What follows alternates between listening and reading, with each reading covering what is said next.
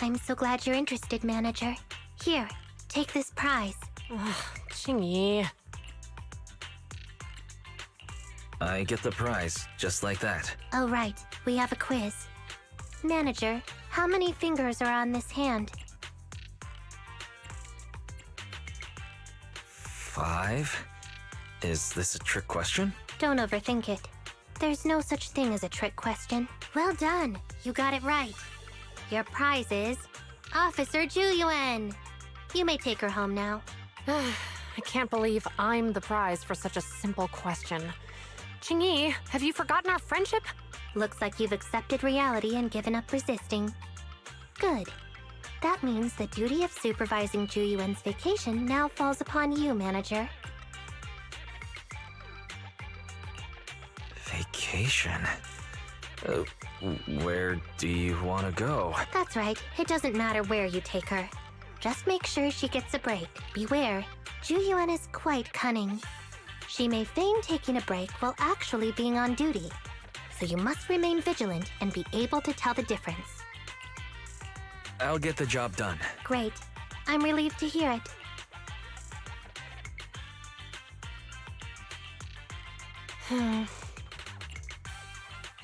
So, where would you like to go, Yuan? How about 6th Street? You're not secretly trying to patrol there, are you? Not at all. There's just a lot of stores in that area, so we can kill some time visiting each one.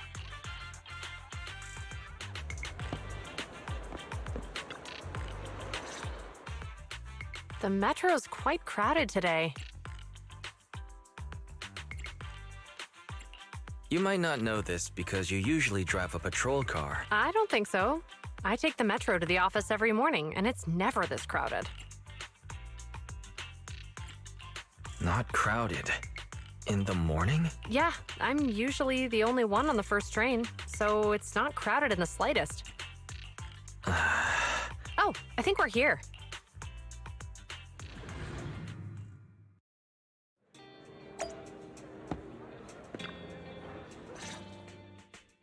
Ah, even the sky looks more beautiful when I'm on vacation. You're just giving me a line. Why do you hate vacation so much? What's wrong with relaxing once in a while? It's not that I dislike vacations, just mandatory ones. I was suddenly informed that leave can no longer be carried forward to the following year when I just managed to accumulate 79 days of leave.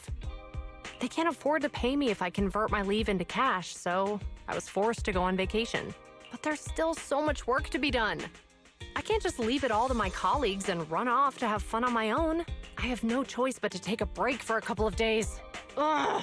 All my plans have been disrupted! You must be lying. No one who actually wants to take a break can manage to save up 79 days of leave. I bet you never even planned on using any of it. I was planning to take a short break after getting through this hectic period. Manager, please don't give me the stare of justice. Fine. I promise I'll rest properly today under your supervision. It never occurred to me how excellent the location of this cafe was.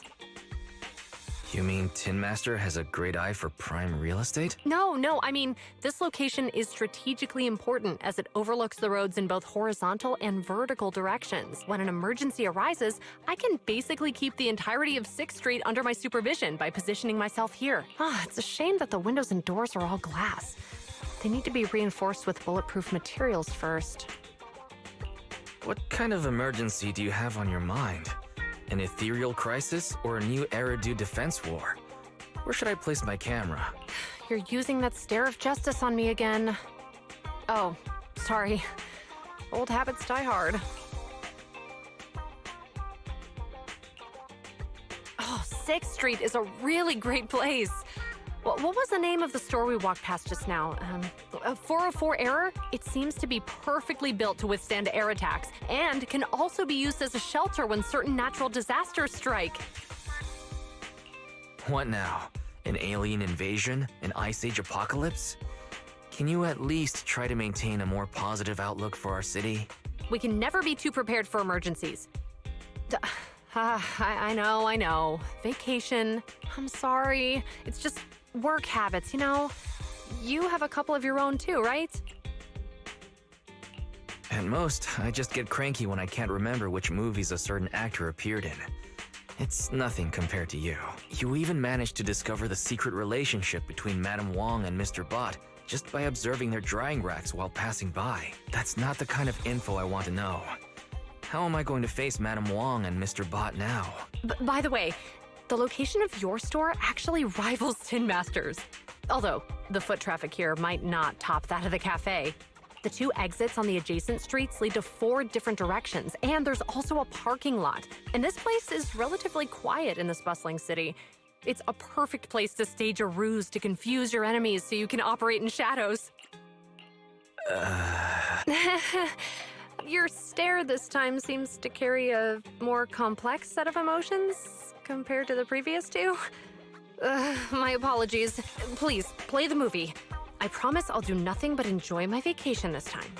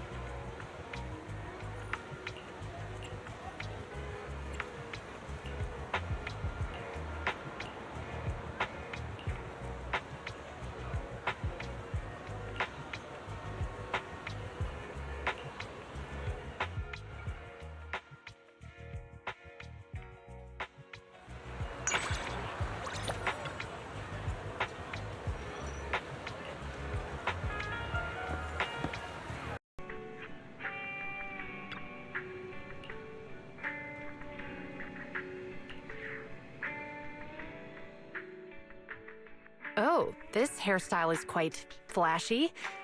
Isn't this usually the kind of style that delinquents go for? Well, the protagonist is a middle-aged man who isn't exactly the definition of a model citizen. But in a movie like this, the flashier the hairstyle, the better. Huh? Why's that? As long as the protagonist makes his entrance with that bizarre hairstyle, the story can then develop in a million possible ways. As for that middle-aged man, he could be someone who likes to make wild guesses about the case, someone who is bullied by spoiled brats, or even someone who loses his memory 365 times a year. Anything. Manager, were you doling out spoilers just now? Ah.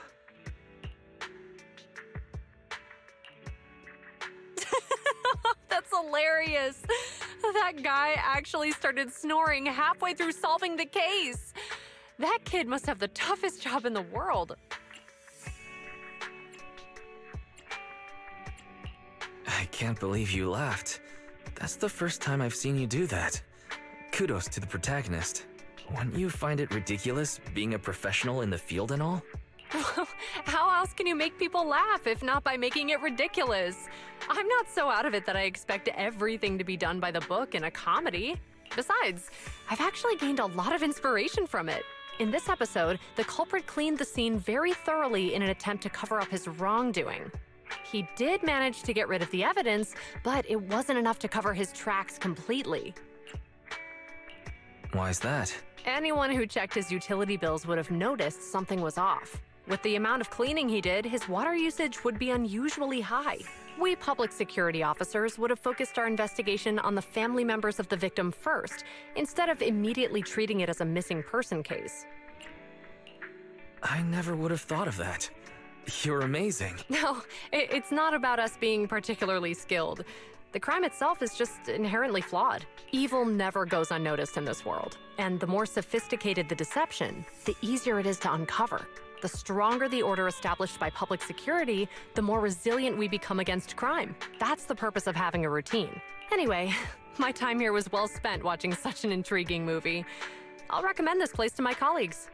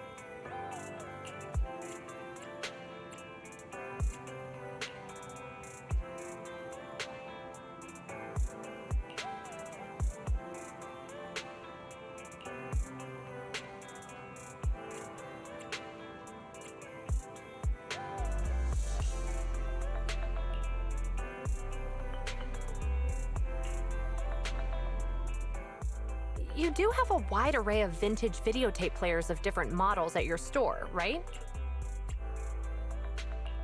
Yes, and we have a pretty comprehensive collection. Here's the thing. We've recently seized a batch of vintage videotapes with all their covers torn off. Those videotapes can only be played on a player of a niche and ancient model. Public security doesn't have that kind of player. So I'd like to borrow yours here to see what's on those tapes. Actually, it's pretty hard to tear those covers off. If they're all without covers, they're probably that kind of tape. What kind? It's, you know, that kind. Wait, what's going on? Why are you beating around the bush? Are you under some sort of NDA? Forget it. I'll just show it to you. Don't say I didn't warn you. What was that? Well, either way, I've gotten the gist of this tape. Well, do you still want to check the rest? I do.